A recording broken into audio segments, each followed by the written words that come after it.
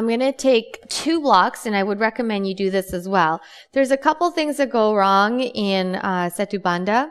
And Lauren, if you could show this. So what tends to happen in bridge pose, when people lift the hips, the glutes take over, and the glutes are external rotators. So when you come up, often people's toes splay out and the knees fall open. And when you do that, you can really compress the lower back. And then if you add a back bend to that, it's not a good position for your lower back.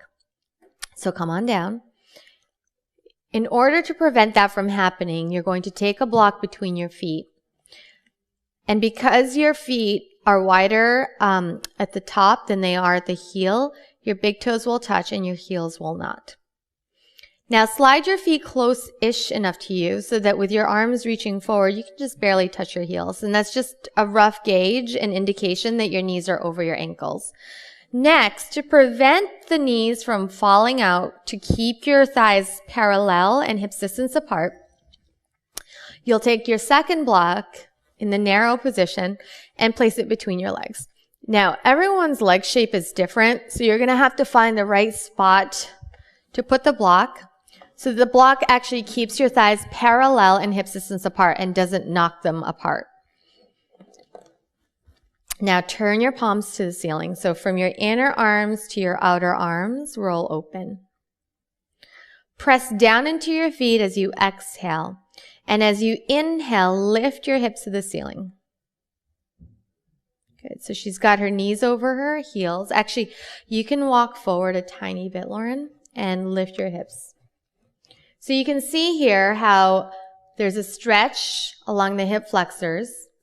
There's no gripping in your buttocks. Your buttocks will obviously, they'll engage a little bit, but what I want you to really find is the engagement of the hamstrings. I want you to lift the hips from your hamstrings. So in order to access that, without actually moving your feet, imagine that you're going to slide your feet back towards you without actually moving the feet. And then that action is an isometric contraction of your hamstrings. Now, she's got this nice space between the back of her neck and the mat, and that's her cervical curve.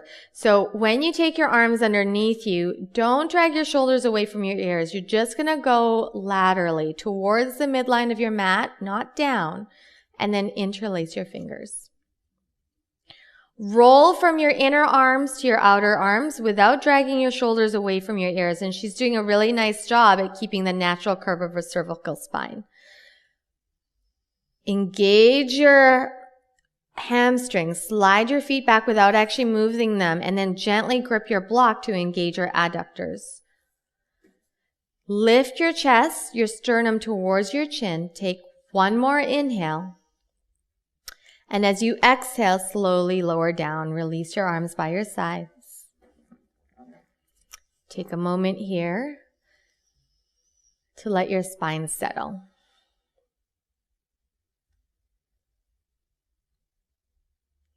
Again, have your arms out by your sides, palms facing up. Get rooted in your feet, and as you inhale, your leg strength lifts your hips up.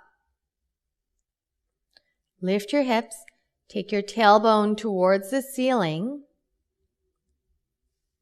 as your navel goes down towards the floor. Release the flesh of your buttocks towards the backs of your knees, and then simultaneously move your heels energetically back towards you without actually moving them.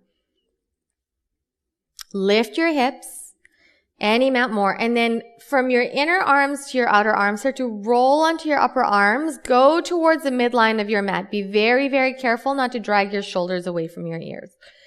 Lift your chest to your chin.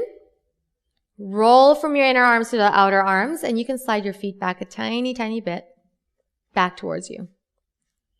Lift your hips to stretch your hip flexors, the tops of the thighs. You can see that our legs are not usually in this direction. Often we're seated, so often the hip flexors are flexed. Now they're in extension. Take an inhale. As you exhale, slowly lower down. Release your arms by your sides, palms facing up. Now it's very tempting to immediately draw the knees to the chest, but we don't want to go from one extreme to the other. So just let your spine settle. Observe any effects that has had in bringing length back to the front of your body.